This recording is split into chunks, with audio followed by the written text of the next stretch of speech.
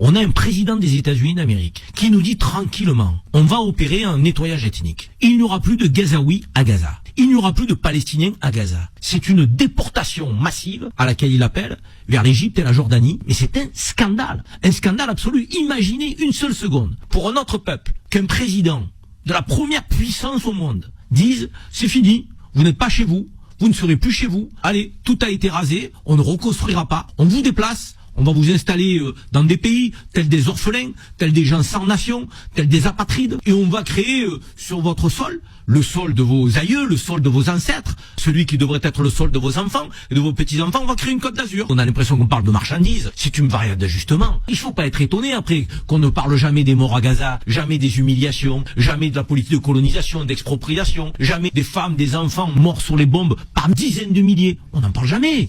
Et derrière cette déclaration de Donald Trump, pas une seule réaction d'un chef d'État à l'échelle internationale. Pas une seule réaction de chef d'État de l'Union européenne. Oui, les pays arabes, à un moment donné, doivent arrêter cette forme de complicité. Oui, les pays arabes sont complices. Il faut le dire. L'Arabie Saoudite doit dire non, stop, pas de normalisation des relations tant qu'il n'y a pas un État palestinien. Pareil pour tous les pays du Moyen-Orient. L'Égypte, qui aujourd'hui dépend des fonds américains avec le canal de Suez, l'Égypte doit aussi prendre son courage à deux mains. On ne doit pas accepter ça. La Jordanie, pareil, il y a déjà 60% de Palestiniens en Jordanie. C'est bon, ça suffit. Gaza, c'est le territoire des Palestiniens. La Cisjordanie, c'est le territoire des Palestiniens. Et on leur a déjà bouffé beaucoup de territoires. On a fait de la Palestine un morceau de gruyère où tu as un bout de Cisjordanie, ensuite tu as des territoires qui appartiennent à Israël, puis après tu as Gaza de l'autre côté. Il y a même pas un seul territoire de bout en bout qui est lié. Qu'est-ce qu'on fait à ces gens-là? Mais qu'est-ce qu'ils ont fait ces gens-là pour mériter ça?